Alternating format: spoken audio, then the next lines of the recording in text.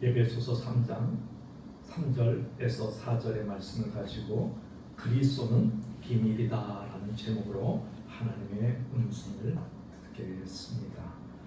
음성을 듣기 전에 우리 같이 기도하는 마음으로 믿음의 선배인 토저의 기도를 같이 한번 읽겠습니다. 기도하는 마음으로 같이 읽겠습니다. 오 하나님, 제 안에 있는 모든 능력을 소생시켜 주시어 영원한 것들을 붙잡을 수 있게 하소서. 제 눈을 열어 볼 수 있게 하시고 예리한 영적 지각을 주소서.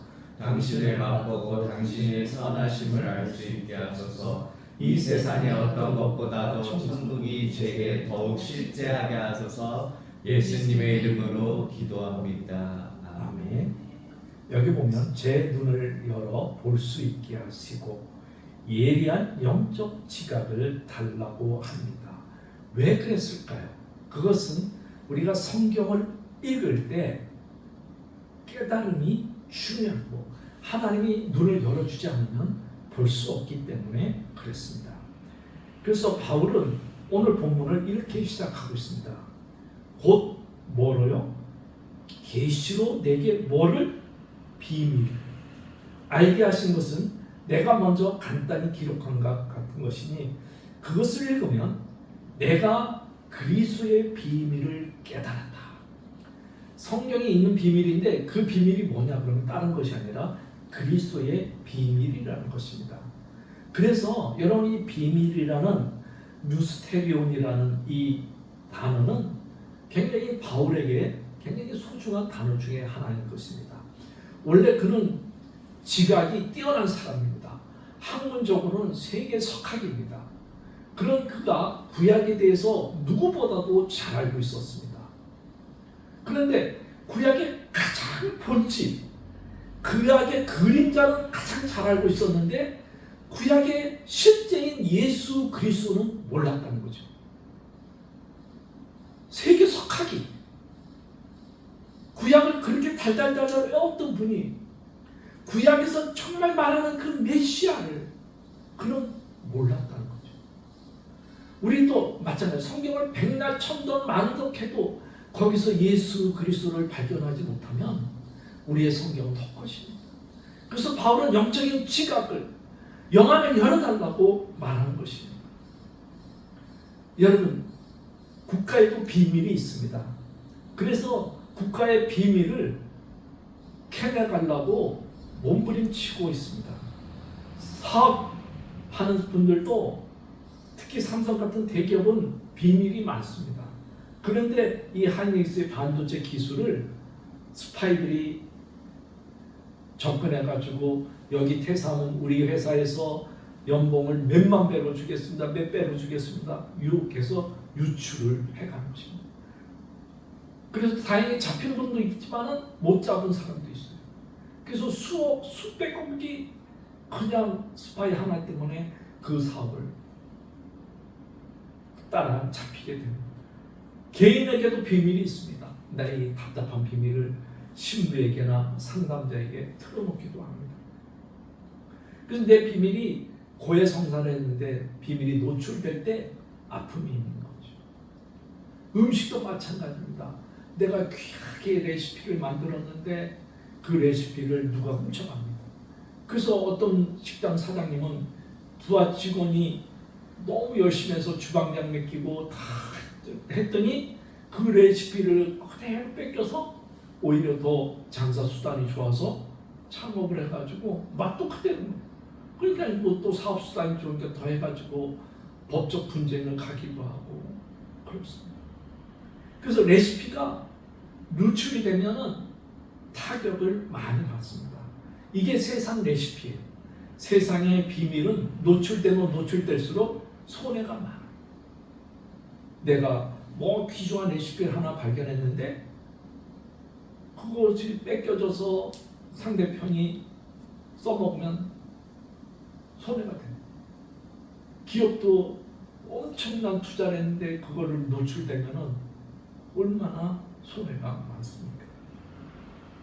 그런데 성경은 하나님의 비밀인데 근데 이 비밀은 세상의 비밀은 자꾸 감추려고 하는데 하나님은 성경에 딱 기록해 놓고 이 비밀을 오픈시키기를 원해요. 여러분 보물 찾기를 해본 적 있습니까? 보물 찾을 때 누가 제일 잘 찾겠어요? 감춰놓은 사람이 제일 잘 찾아요. 요새는 뭐 소풍 가면 보물 찾기가 있는지 없는지 모르지만은 저희 어릴 때만 해도 소풍 가면 선생님 보물 찾기를 했는데 저도 다른 운은 좀 없는데 보물 찾기 운은 좀 있어가지고 좀 많이 찾았어요. 그래서 감춰놓은 사람이 제일 잘하는데 또 잘 찾는 것도 중요하지요. 그런데 하나님은 이 비밀을 다 오픈했는데 누구나 이것을 알 수가 있는 게 아니라는 게 문제가 있어요. 근데 이 비밀은 너무 신기한 거예요. 많이 배운 사람이 잘할 것 같은데 또 그것도 아니에요. 그냥 글자만 읽을 줄 알면은 또 깨닫는 사람이 있어요. 초등학교도 안 나왔는데도 성경을 너무 잘 깨닫고 잘 전하는 분이 있어요. 초등학교도 안 나왔어. 근데 대학 교수도 성경을 읽으면 오리무중이라는 사람이 많아요. 도대체 무슨 말 하는지 모르겠다 그러기만. 근데 초등학교도 안 나오는데 너무너무 설교를 잘하는 분이 계시는 거예요. 그게 누구냐면 목사도 아니야. 그냥 깨달아서 복음 전하는데 전 세계를 들었다 놨다 하는 분이에요. 그게 누구예요? 바로 D.L. 무디예요. 그래서 미국에서는 저는 처음에는 이게 몰라가지고 목사님들이 D.L. 무디 목사라 그러니까 나도 목사라 그러는데 나중에 제가 무디 책을 많이 읽고 연구해보니까 목사가 안 받은 적이 없는 거예요. 그분은 에벤젤리스트예요. 복음 전도자. 그래서 이사야 선지자가 이렇게 말해요. 한번 읽어볼까요? 여호와께서 이르시되 가서 백성에게 이르기를 너희가 듣기는 들어도 뭐 하지 못하고 못할 것이요 보기는 보아도 뭐 하지 못하고 알지 못하고. 또 예수님이 마가복음에 이렇게 말했어요. 또 한번 읽읍시다. 하나님의 비밀을 너희에게 주었으나. 비밀을 너희에게 주었어요? 주었으나 외인에게는 모든 것을 비유로 하나니 이는 그들로 보기는 보아도 알지 못하며 듣긴 들어도 깨닫지 못하게 하려. 여러분 성경을 읽을 때 하나님께서 외인으로 하는 사람이었어요. 왜 그렇습니까? 여러분이 성경을 성령님 없이 읽으려고 그랬기 때문에 그래요. 그래서 이런 말이 있어요. 마음이 없으면 보아도 보지 않고 들어도 들리지 않고 먹어도 그 맛을 알지 못한다. 여러분 성경을 읽을 때 마음으로 읽어야 되고 들어도 그냥 들으면 안 되는 거예요. 그래서 여러분 듣는 것도 귀가 있지만은 주님께서 뭐라 그래요? 귀 있는 자는 들어라. 이 말은 뭐냐면 히어링을 하라는 말이 아니라 리스닝 하라는 거예요. 잘 새겨 들으라는 거예요. 집사님도 애기 학교 갈 때 무슨 말 하는지 모르지만은 우리 집사람이 애들 학교 갈 때 뭐래요? 선생님 말씀 똑바로 들으라. 똑바로 들으라는 거는 히어링을 하라는 게 아니라 리스닝을 하라는 거예요. 리스닝.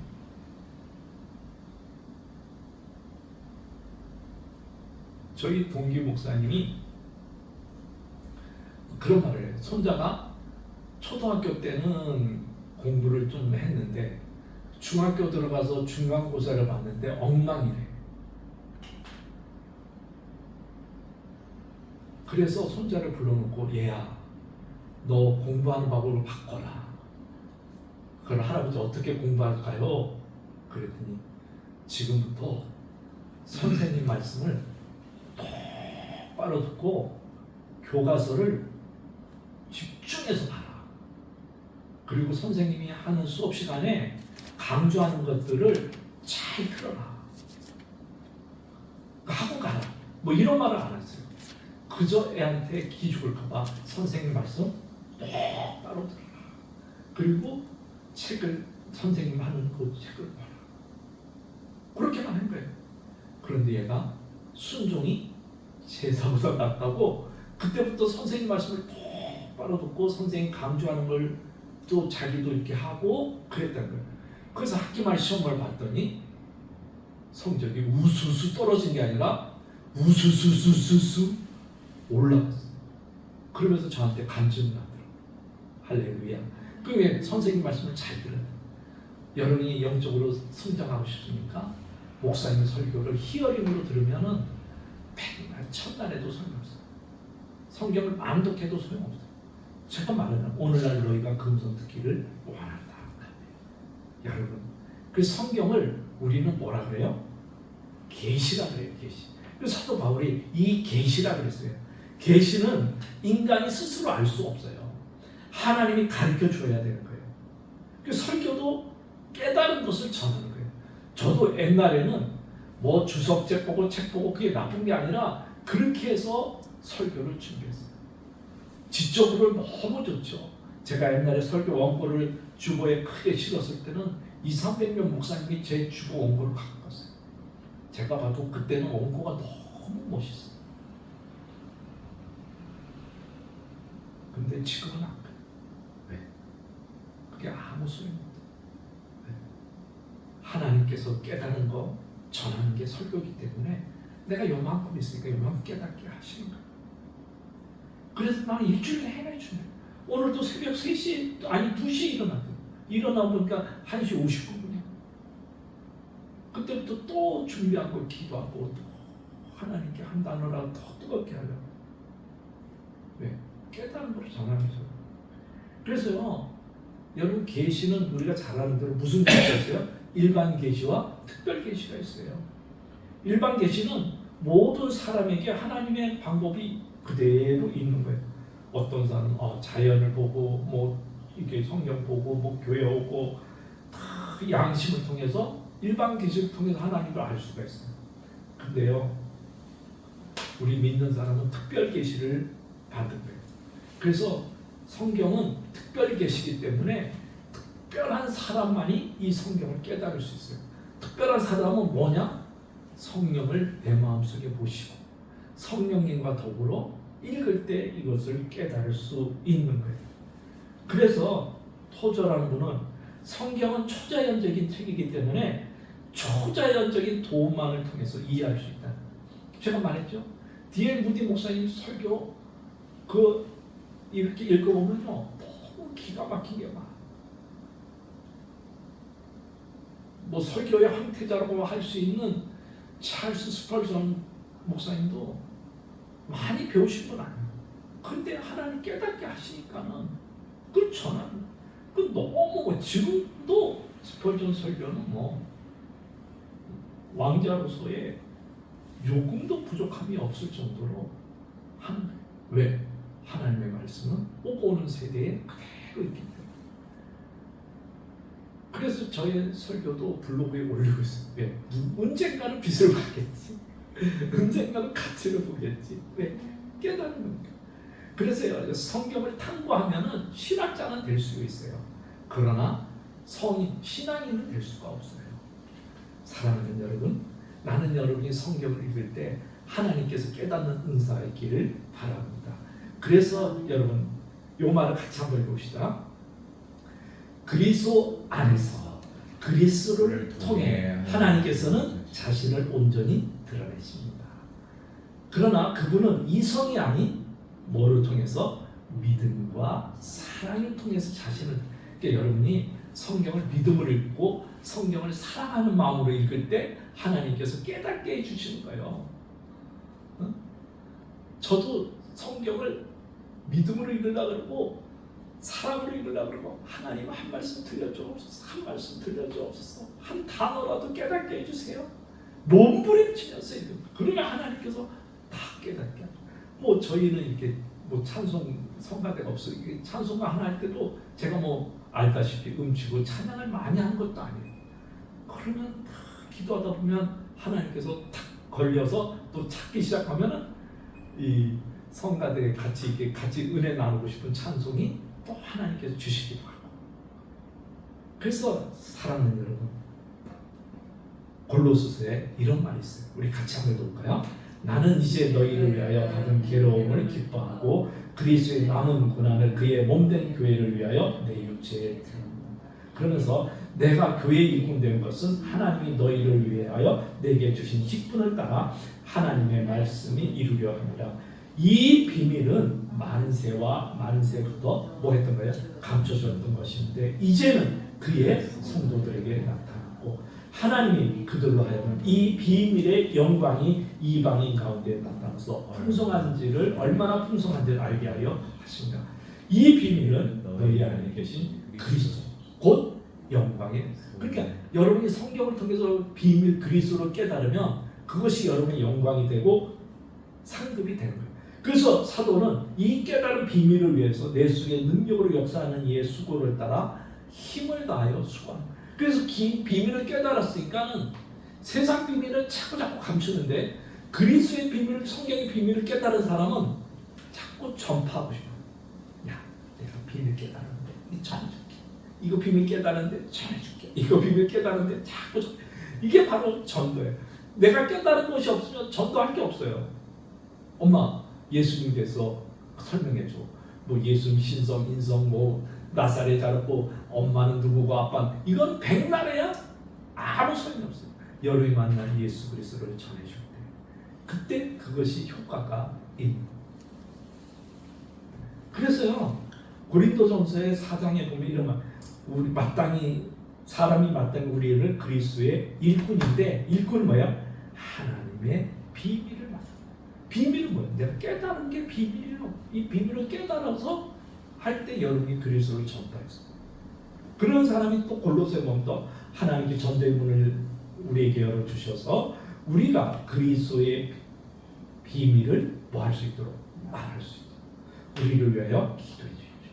이 비밀을 전하는 일로 내가 매여 있습니다. 그러니 내가 마땅히 해야 할 말로 이 비밀을 나타나게 해주세요. 기도해 주세요. 여러분이 깨달은 비밀을 자꾸 사도 바울은 너무 많이 깨달아서 너무 많이 전도한 거예요. 그래서 소아시아를 다 전도하시네요.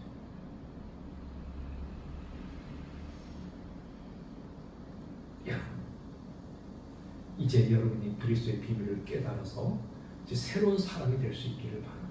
비밀을 깨달을 때 새로운 피조물이 되는 거예요. 성경을 백날 읽었는데 왜 변화가 되지 않습니까? 교회를 몇십 년 하는데 왜 변화가 없습니까? 그것은 그리스도의 비밀을 깨닫지 못하니까 새로운 피조물이 될 수가 없는 거예요. 비밀을 깨달은 사람만이 새로운 피조물이 되는 거예요. 그래서 사랑하는 여러분, 그리스도는 비밀입니다. 이 비밀을 더 많이 아는 것만큼 여러분의 영광과 축복이 하나님으로부터 올 것입니다. 그래서 여러분 찬송가 453장 뭐예요? 이분은 이렇게 말했어요. 내 평생 소원은 예수도 알기 원하네. 내 평생 소원은 예수도 알기 원하네. 대속해 주신 사랑을 알기를 원했어. 여러분의 평생의 소원은 뭡니까? 로마서 8장 32절에 이렇게 말합니다. 자기 아들을 아끼지 아니하시고 우리 모든 사람을 위하여 내어주니가 어찌 그 아들과 함께 모든 것을 우리에게 은사로 주지 않겠느냐. 예수를 더 많이 안 사랑하니 더 많이 사랑할 수 있고 더 많이 하나님의 영광을 드러내게 될 것입니다. 여러분, 우리가 좀 전에 들었던 찬송은 많이 배운 사람이 쓴 게 아닙니다. 시인이 쓴 게 아닙니다. 그는 초등학교도 제대로 졸업 못한 겁니다. 그는 태어나면서부터 언어와 몸의 장애를 가지고 핸디캡을 가지고 태어났습니다. 그런 그는 기도했고 기도한 그는 예수님을 만났고 예수를 만난 그는 더 그분을 사랑하기를 원했습니다. 그래서 깨달은 것을 한자 한자 적기 시작했어요. 그 이름의 비밀을 깨달았습니다.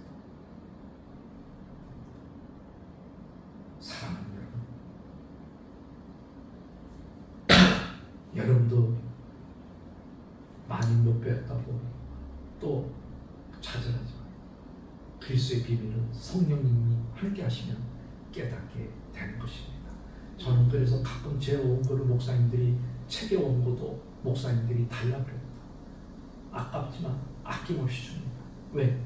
내가 열매를 못 맺더라도 그가라도 열매를 맺기 바라는 마음으로 몇백 페이지 원고 1년, 2년, 3년 수고한 것들을 그냥 줍니다. 여러분, 비밀을 깨달을 수 있기를 바랍니다. 그러면 여러분 이렇게 고백할 수 있어요. 한번 같이 읽어볼까요? 오직 앉아서 하나님을 생각하는 것, 오 얼마나 큰 기쁨인가.